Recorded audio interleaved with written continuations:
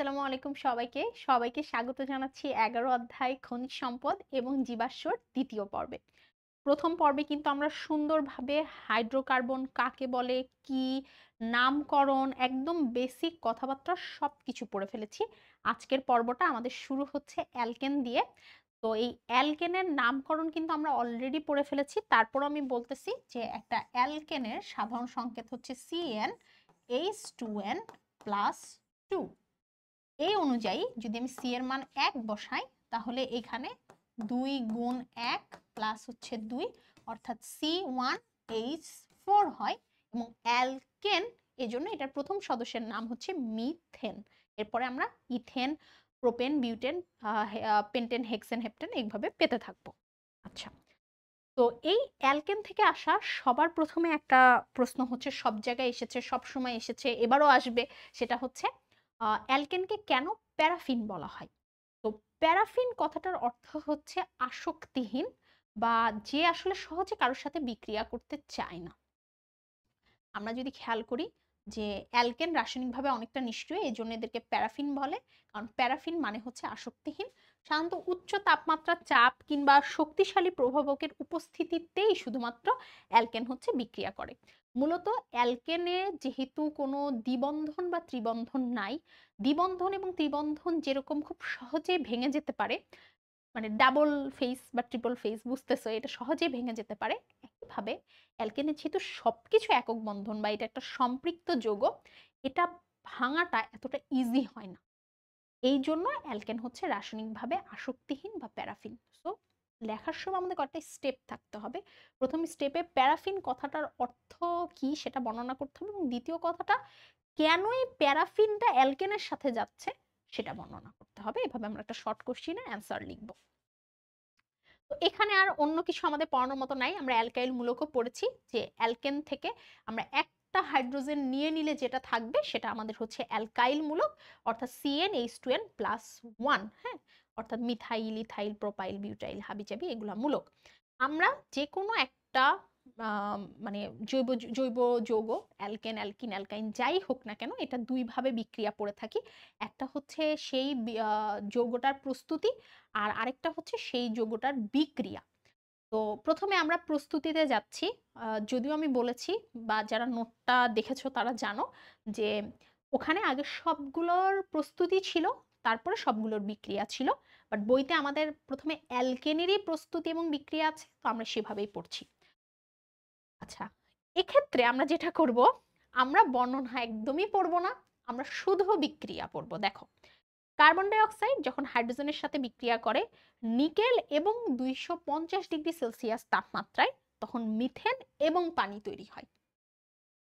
এটা খুবই একটা কমন বিক্রিয়া। এই অধ্যায় ছাড়াও এই বিক্রিয়াটা সব জায়গায় কাজে লাগে। এবং তুমি কার্বন ডাই অক্সাইড এবং হাইড্রোজেনের দিকে যখন তাকাবা, তখন অটোমেটিক্যালি বুঝবা কার্বন হাইড্রোজেনের সাথে বিক্রিয়া করে কি দিবে, মিথেন দিবে। তো শুধু হাইড্রোজেন, তো আর পরে হাইড্রোজেন থাকবে না, তো এই হাইড্রোজেন আবার অক্সিজেনের সাথে বিক্রিয়া করে পানি দিবে।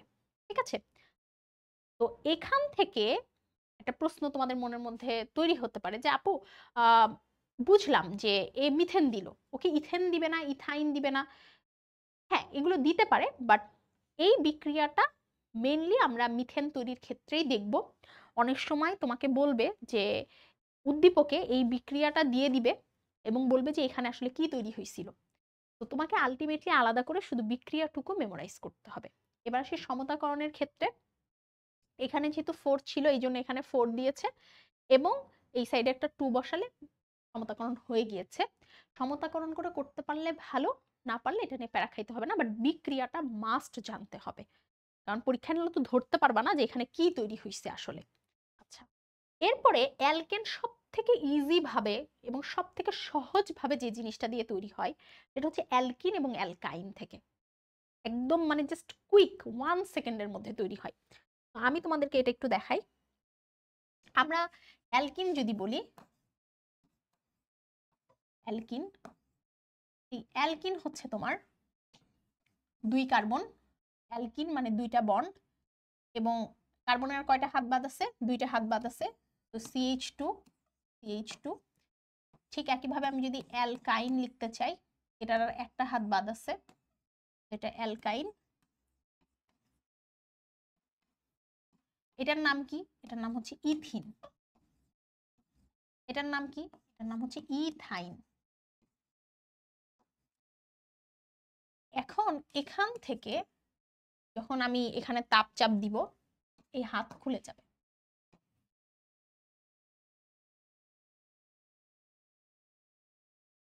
এরকম হবে। এদিকে তো হাইড্রোজেন অলরেডি ছিল, রাইট? এই যে হাইড্রোজেন তো অলরেডি, এইটা দুইটা হাইড্রোজেন ছিল এবং এই হাত খুলে যাবে। মানে যখন এটা হয়েছে জাস্ট এই হাতটা খুলে গেছে। এখানেও সেম হয়। এখানে প্রথম ধাপে হাত হচ্ছে এভাবে খোলে, এভাবে খোলে, এবং এর পরের ধাপে এই হাত হচ্ছে এভাবে খোলে।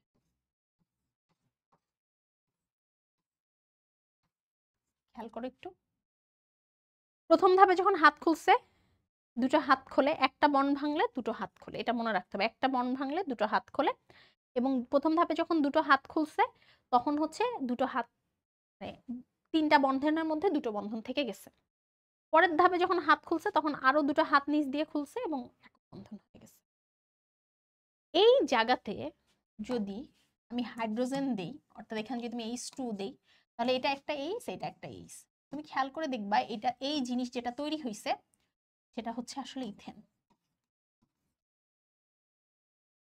সেম অ্যাজ এইখানেও এই জিনিস যেটা তৈরি হয়েছে, এখানে যদি এইচ দাও, এখানে এইচ দাও, এখানে এইচ, এখানে এইচ, এটা আসলে যেটা তৈরি হয়েছে সেটা হচ্ছে ইথেন।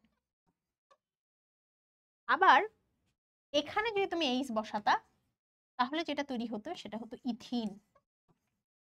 অর্থাৎ অ্যালকাইন, অ্যালকিন, অ্যালকেন। সব থেকে সহজ জিনিস। তোমাকে যদি বলে প্রোপেন তৈরি করতে, তাহলে propene, propane, propyne, propene, propane. Same, হাত খুলবে।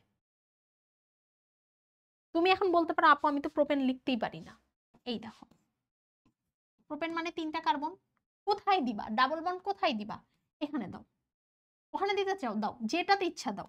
কিন্তু 1 2 3 4, 1 2 3 4, এবং 1 2 1 2 3 4।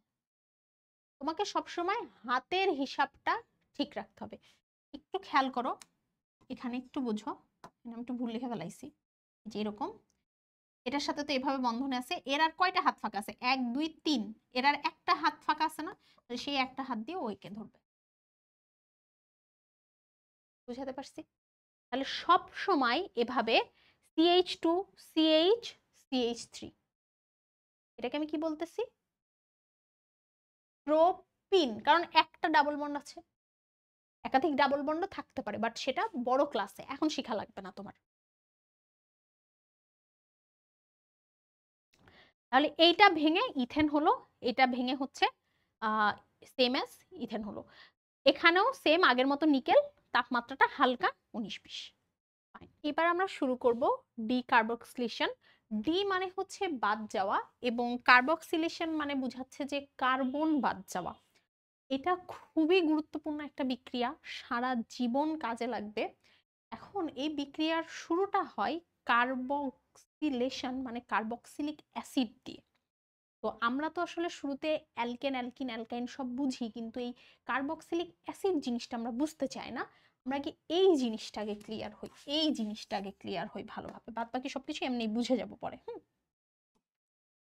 তো এই জিনিসটা ক্লিয়ার হওয়ার জন্য আমরা একটা অ্যাসিডের ফর্মুলা আমরা কি শিখছিলাম? CnH2n+1, মানে একটা অ্যালকাইল মূলক, COOH। এই ফর্মুলা থেকে যদি আমি মনে করি যে সি এর মান হচ্ছে 2, সরি সি এর মান হচ্ছে আমি একই যদি মনে করি, তাহলে এখানে হয় হচ্ছে CH3COOH। এখানে দুটো কার্বন আছে, তার মানে এটা কিন্তু ইথানোয়িক অ্যাসিড। Ethanoic acid. তাহলে আপু মিথানোয়িক অ্যাসিড কেমন? মিথানোয়িক অ্যাসিড হচ্ছে শুধু এইচ থাকবে আর এরকম থাকবে, কারণ এখানে একটা কার্বন, দেখো এখানে 2টা কার্বন, মানে একটা কার্বন, এবং এটা হচ্ছে মিথানোয়িক অ্যাসিড। তো এই জিনিসটা, এই মিথানোয়িক অ্যাসিড বা ইথানোয়িক অ্যাসিড যখন একটা H+ দিয়ে দেয়, মানে অ্যাসিডের কাজ হচ্ছে H+ দিয়ে দেওয়া, এটা যখন একটা H+ দিয়ে দেয় ও তখন দেখতে এমন হয়ে যায়, এমন হয়ে যায়। এই জায়গায় এই জিনিসটার নাম হচ্ছে ইথানয়েট মূলক। এই যে এই জিনিসটার নাম যে ইথানয়েট মূলক, এই জায়গাতে যদি আমাদের একটা সোডিয়াম এসে বসে তাহলে এইটার নাম, কারণ সোডিয়াম তো প্লাস মাইনাস আর প্লাস, যেরকম ভাবে এখানে প্লাস আর মাইনাস ছিল, তাহলে এরকম একটা জিনিস, এরকম একটা জিনিস অর্থাৎ CH3COO Na, এরকম একটা জিনিসের নাম হচ্ছে সোডিয়াম ইথানয়েট। Sodium ethanoate. যদি আমি জিনিসটাকে এভাবে লিখতাম তাহলে এটা কি হতো? সোডিয়াম মিথানয়েট। এখানে যদি আরেকটা লিখি সোডিয়াম প্রোপানয়েট। জাস্ট এখানে দুইটা কার্বন আছে না, একটা একটা করে বাড়াইতে থাকবো, মানে এই যে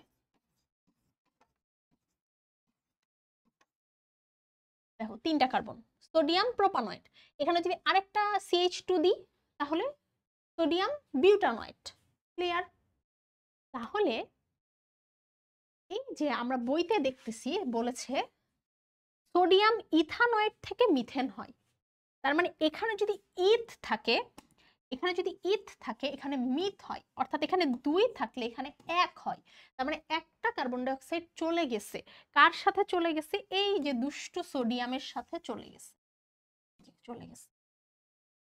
তাহলে এখানে যদি আমাদেরকে ইথেন তৈরি করতে দিত, এখানে আমার নিতে হতো সোডিয়াম প্রোপানয়েট। এখানে যদি আমার প্রোপেন তৈরি করতে দিত আমার নিতে হতো সোডিয়াম বিউটানয়েট।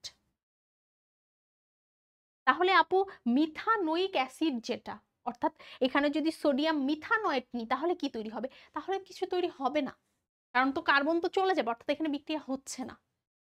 কারণ একটা কার্বনকে তো আমার সোডিয়াম কার্বনেট হওয়ার জন্য ওই পাশে রাখতে হবে। তুমি একটু খেয়াল করো, এই জিনিসটাতে কার্বনই আছে একটা, একটা কার্বন যদি সোডিয়াম কার্বনেট হয়ে চলে যায়, আরেকটা কার্বন দিয়ে না অ্যালকেন বানাবো, সেই আরেকটা কার্বন তো এখানে নাই।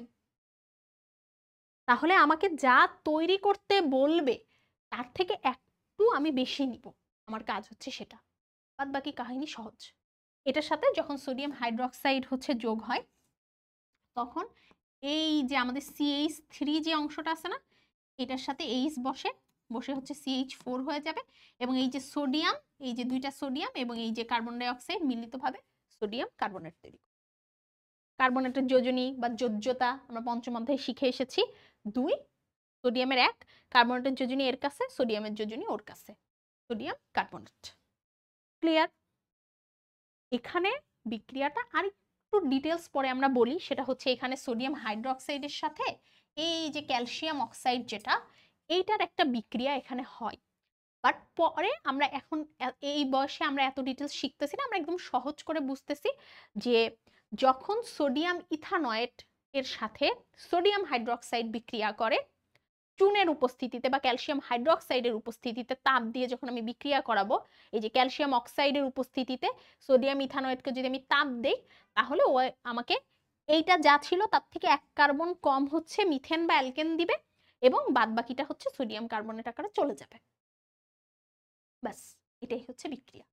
এখন পরীক্ষায় আমাকে যদি বলে যে যে কোনো একটা কার্বক্সিলিক অ্যাসিড থেকে বা যে কোনো একটা হচ্ছে আমার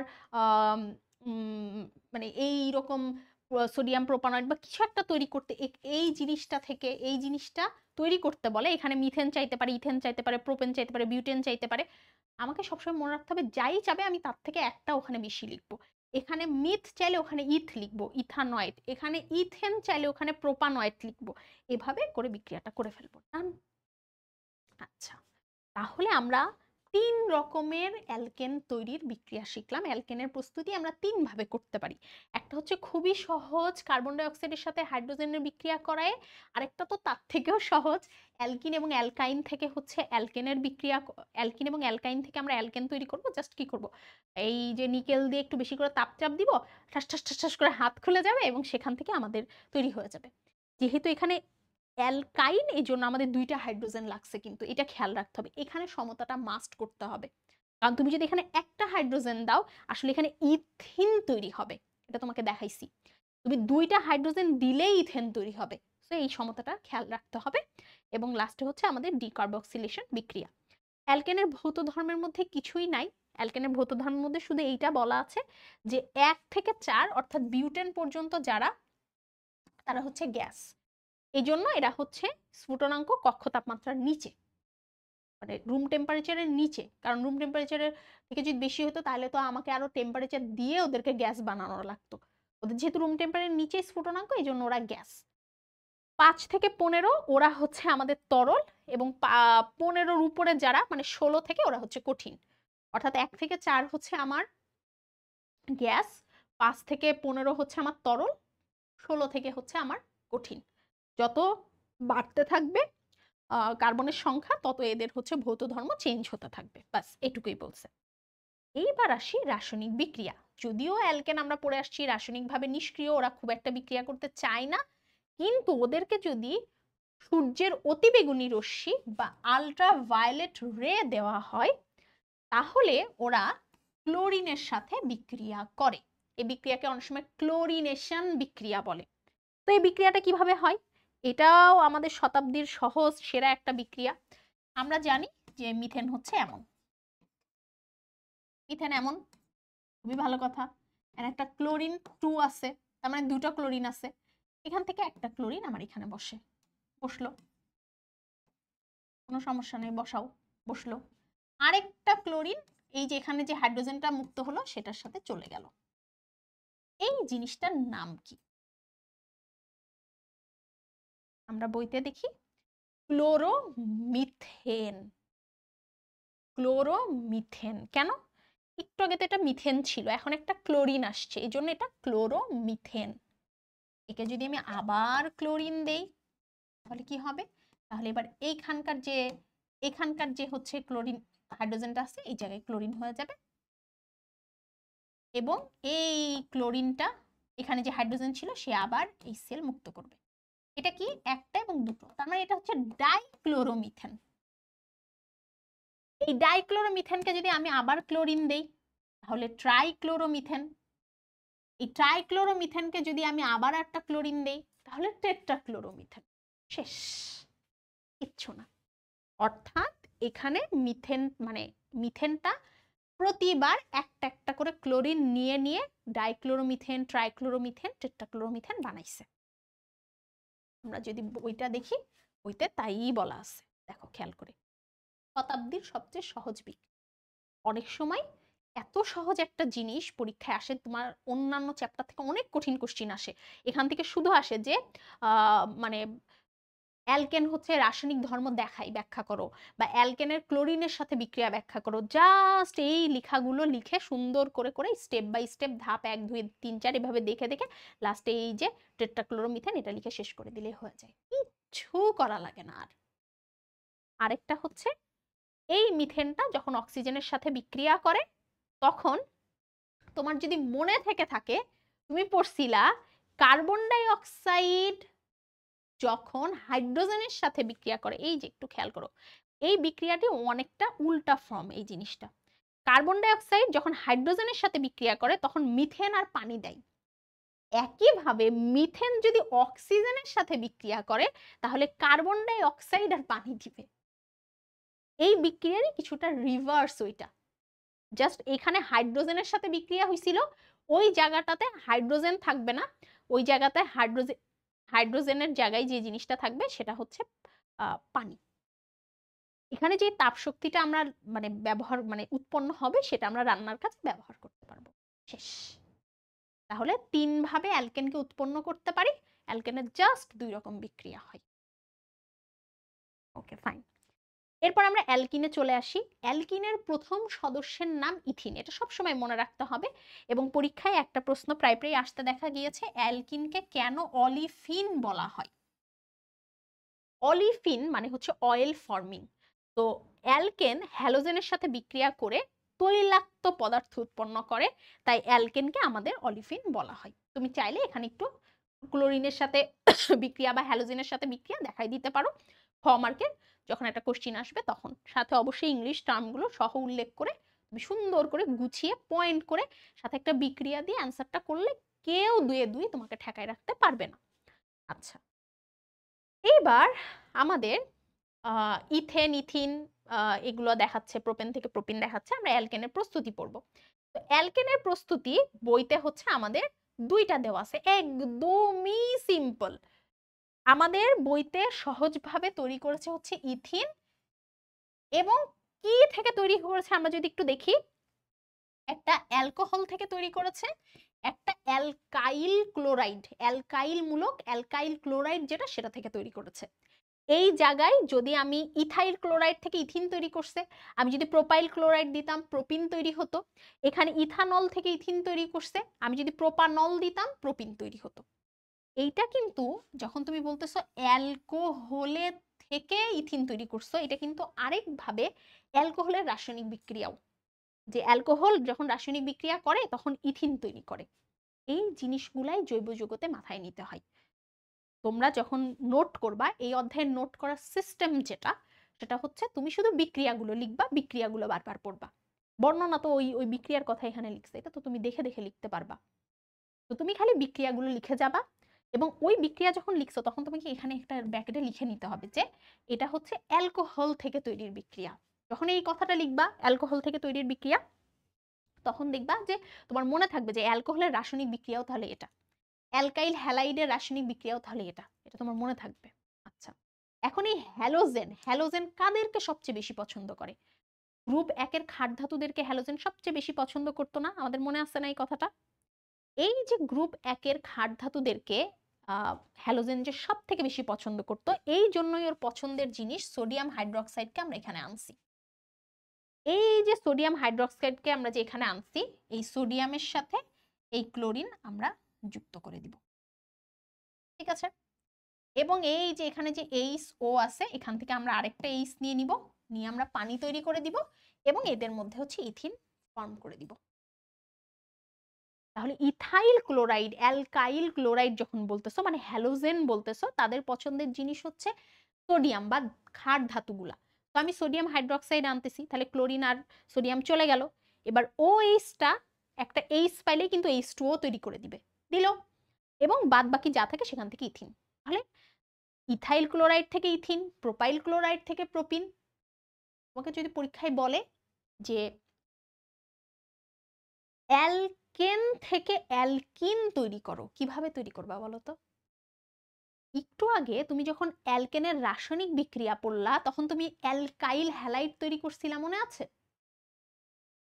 ঠিক একইভাবে ওই যে ক্লোরিন দিয়ে অ্যালকাইল হ্যালাইড তৈরি করলা, সেটাকে তুমি যখন সোডিয়াম হাইড্রোক্সাইডের সাথে বিক্রিয়া করাবা, তখন অ্যালকিন পাবা। এই জিনিসগুলাই তোমাকে আস্তে আস্তে ব্রেইনস্টর্মিং করতে হবে, যে অ্যালকেন থেকে তুমি কিভাবে অ্যালকিন পাচ্ছ, অ্যালকেন থেকে তোমার অ্যালকাইল হ্যালাইড লাগতেছে, সেটা দিয়ে তুমি অ্যালকিন পাচ্ছ। ডান। আচ্ছা, কিন্তু এখানে মনে রাখতে হবে সোডিয়াম হাইড্রোক্সাইডের অবশ্যই জলীয় দ্রবণ হতে হবে, জলীয় দ্রবণ হলে এটা তৈরি হয়। আচ্ছা, ইথানলকে যদি আমরা অতিরিক্ত গাঢ় সালফিউরিক অ্যাসিড দিই, তাহলে হচ্ছে আমাদের এখানেও সেম, আমাদের একটা হাইড্রোজেনও বের করে দিবে, দিয়েও পানি তৈরি করে ফেলবে, একটা হাইড্রোজেন বের করে দিয়ে H2O তৈরি করে ফেলবে, এবং সাথে হচ্ছে এখানে ইথিন তৈরি হয়ে যাবে। আমি এখানকার মেকানিজমটা অত ভালোভাবে ইচ্ছা করে দেখাচ্ছি না, এখানে মেকানিজম আছে, এটা তুমি পরে আরেকটু বড় হও তখন শিখবা। তুমি আপাতত বিক্রিয়া পড়বা, কি তৈরি হবে পড়বা, শেষ। তোমার এর বেশি কিছু জানার দরকার নাই। পরীক্ষায় যদি আসে অ্যালকোহল থেকে কিভাবে অ্যালকিন তৈরি করবা, এই বিক্রিয়া লিখে দিতে হবে। ডান। এবার আসি অ্যালকিনের রাসায়নিক ধর্ম। তোমাদের মনে আছে আমরা হচ্ছে কিছুক্ষণ আগেই অ্যালকিন থেকে অ্যালকেন পড়ে আসছি, তো ওইটাই তো অ্যালকিনের রাসায়নিক ধর্ম। এই যে পড়ে আসছি না, ইথিন থেকে ইথেন পড়ছি তো, হয়ে গেছে হাইড্রোজেনের সাথে বিক্রিয়া। আচ্ছা, ব্রোমিনেরটা আগে দেখাই, ব্রোমিনেরটা সহজ বেশি।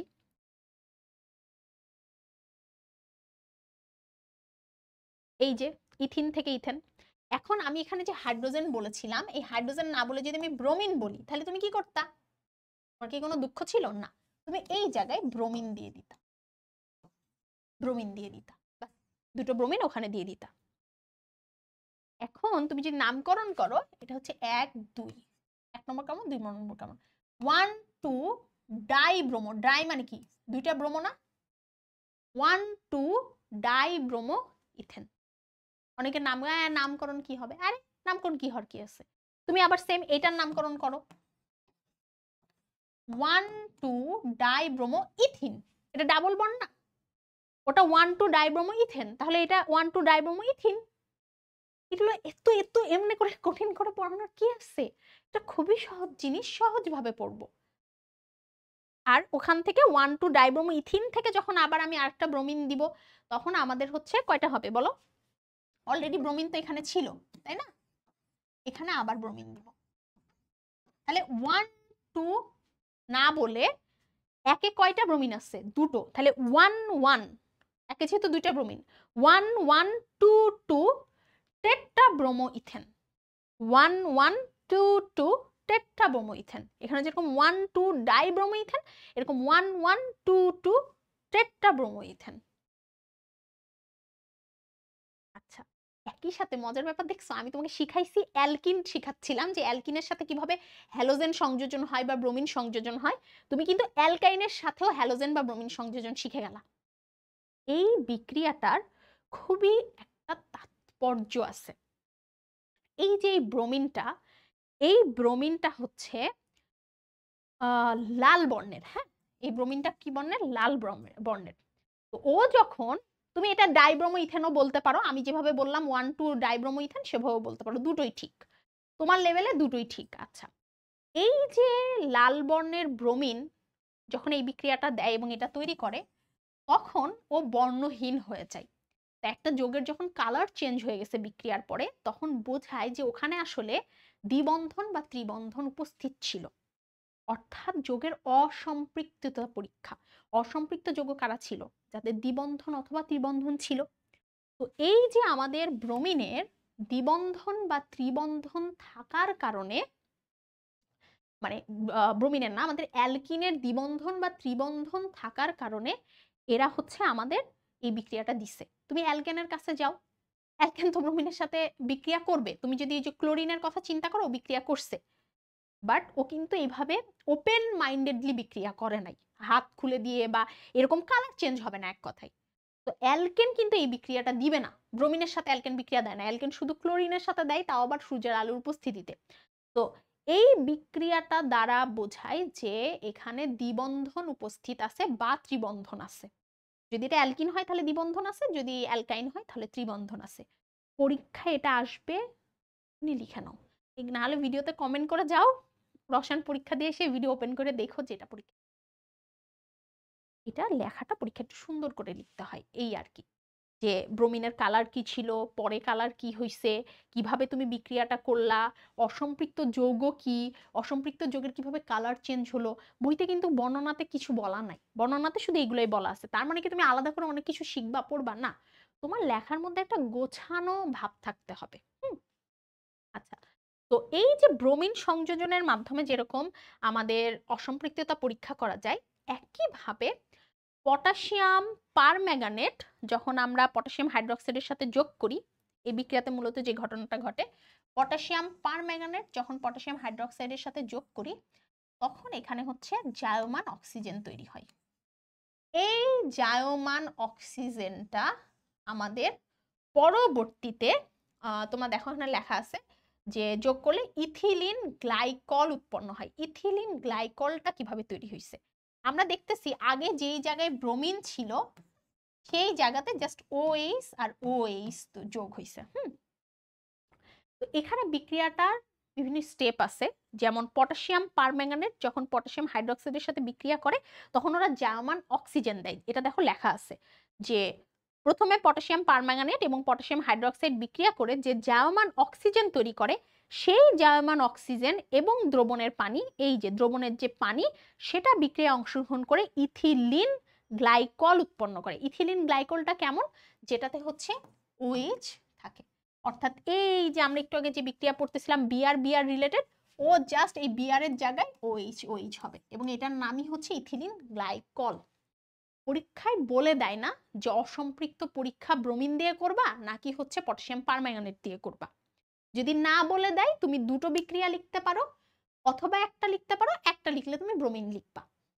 আর যদি চাও, যারা একটু চাও যে আমি একটু দেখাবো স্যারকে যে আমি একটু বেশি পারি, তো তো যারা চাও যে আমি একটু বেশি পারি দেখাবো, তারা হচ্ছে এটা লিখতে পারো। এটা কি, ব্রোমিন যেরকম লাল থেকে বর্ণহীন হয়, এইটা এরকম গোলাপি থেকে বর্ণহীন হয়। ব্রোমিন লাল থেকে বর্ণহীন, এটা হচ্ছে গোলাপি থেকে বর্ণহীন। এটাতে ওটাতে শুধু ব্রোমিন দিয়ে বিক্রিয়া হয়ে গেছিল, এখানে শুধু ব্রোমিন দিয়ে বিক্রিয়া হবে না, এখানে পটাশিয়াম পারম্যাঙ্গানেট, পটাশিয়াম হাইড্রোক্সাইড আসবে, ওরা মিলে জায়মান অক্সিজেন তৈরি করবে। জায়মান অক্সিজেন মানে যে অক্সিজেনটা হচ্ছে অন্যকে জারিত করতে পারে এমন অক্সিজেন, এবং জায়মান অক্সিজেনের সংকেত হচ্ছে এরকম থার্ড ব্র্যাকেট দিয়ে ভেতরে গোল করে লিখতে হয়, এবং এটার সাথে পানি যোগ হয়ে ওই OH বসে। এর ভেতরে অনেক কারসাজি আছে, এগুলো আমাদের এই লেভেলে জানার কোনো প্রয়োজন নাই। আচ্ছা, এরপরে আরেকটা হচ্ছে পানি সংযোজন বিক্রিয়া। পানি, যদি আমরা ইথিনকে পানির সাথে বিক্রিয়া করি তাহলে ইথানল হয়। অ্যালকোহল, এই বিক্রিয়া দুটো আমাদের পরে কিন্তু গুলাই যাবে এবং পরীক্ষার MCQতে আসবে। একটা বিক্রিয়া হচ্ছে অ্যালকোহল যখন সালফুরিক অ্যাসিড দেয় তখন হচ্ছে ইথিন এবং পানি হয়। আবার এই ইথিন এবং পানি যখন একসাথে বিক্রিয়ায় অংশগ্রহণ করে, অর্থাৎ ইথিনের সাথে যখন আমরা পানি সংযোজন করি তখন আবার অ্যালকোহল হয়। এই যে আমরা একটু খেয়াল করি, এই যে তখন আবার অ্যালকোহল হয়। বিক্রিয়া কিন্তু জাস্ট রিভার্স হইছে, বাট ব্যাপারটা হচ্ছে এক জায়গায় আমরা সালফিউরিক অ্যাসিড দেই, আরেক জায়গায় আমরা হচ্ছে ফসফরিক অ্যাসিড দেই। এই যে ফসফরিক অ্যাসিড দেই, উচ্চ তাপচাপ দেই সেটা। এই বিক্রিয়াটা পেট্রোলিয়াম শিল্পে দ্রাবক হিসাবে এই বিক্রিয়াটা হচ্ছে ইম্পর্টেন্ট। তো পেট্রোলিয়াম শিল্পের জন্য এই বিক্রিয়াটা ইম্পর্টেন্ট, এটা MCQর জন্য এই জিনিসটা ইম্পর্টেন্ট, এখান থেকে একটা MCQ আসবে। এবং এখানে পানিটা আমাদের বাষ্প হিসেবে ব্যবহার করা হয়।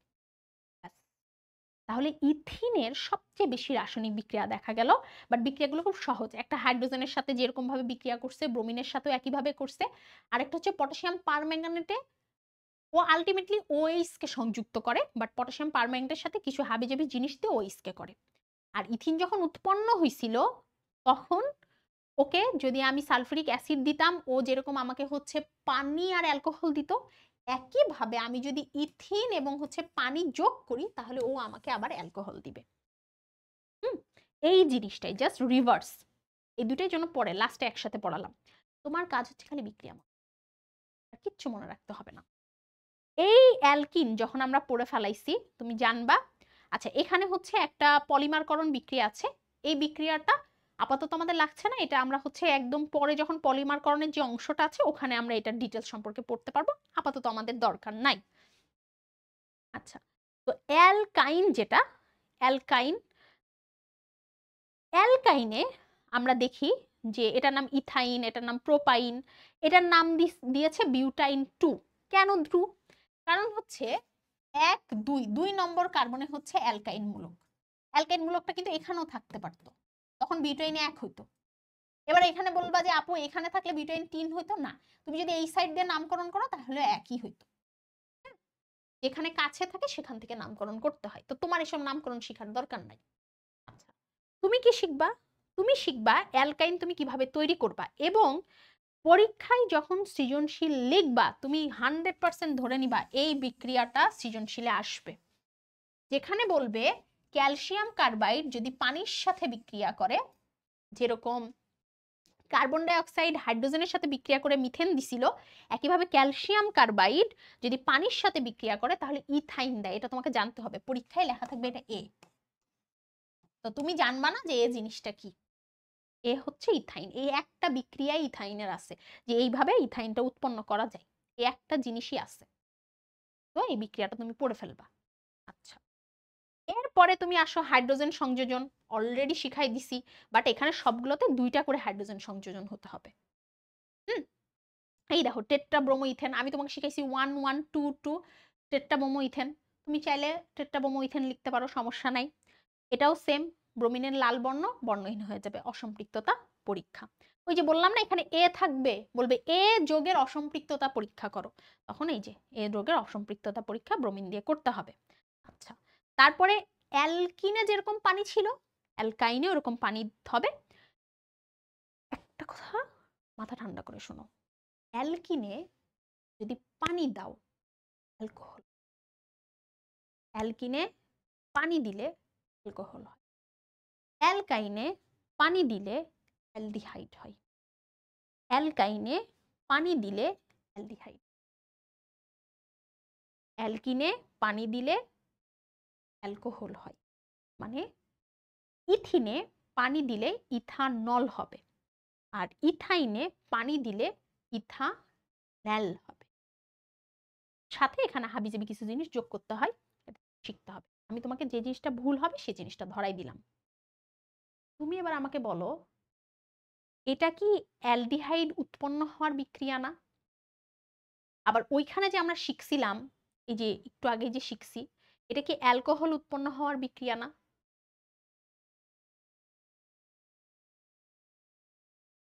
এটা কি অ্যালকোহল উৎপন্ন হওয়ার বিক্রিয়া না? আমাদের অ্যালকেন, অ্যালকিন, অ্যালকাইন শেষ। ভিডিওর লাস্টে একটা ছোট্ট কথা বলবো, যেটা পরীক্ষার হলে কেউ ধরাই দিবে না, কান্নাকাটি করবা। What is acetylene? দুই রিলেটেড যে কোনো কিছু হচ্ছে অ্যাসিটিলিন, মানে ইথাইনের নাম হচ্ছে অ্যাসিটিলিন।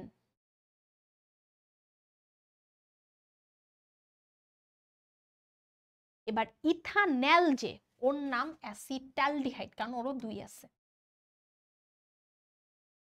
সবকিছুর অ্যাসিড দিয়ে নাম হয় না, শুধুমাত্র ইথাইনের নাম অ্যাসিটিলিন, আর ইথানলের নাম, মানে এই বিক্রিয়াটাতেই যদি বলি, ইথানলের নাম হচ্ছে অ্যাসিটালডিহাইড। এক্সেপশনালি খালি এই দুইটার একটা বাণিজ্যিক নাম বলো, একটা নিকনেম বলো, একটা পেট নেম বলো আছে।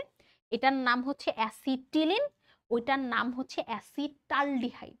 Ethyne, acetylene, ethanol, acetaldehyde. এটা আমাদের পর্ব 2। আমাদের পর্ব 3-এ যদি আমরা অ্যালকোহল, অ্যালডিহাইড এবং ফ্যাটি অ্যাসিড শিখতে পারি, আমাদের কিন্তু বইয়ের পড়া শেষ। তারপরে শুধুমাত্র আমাদের বাদ থাকবে কি?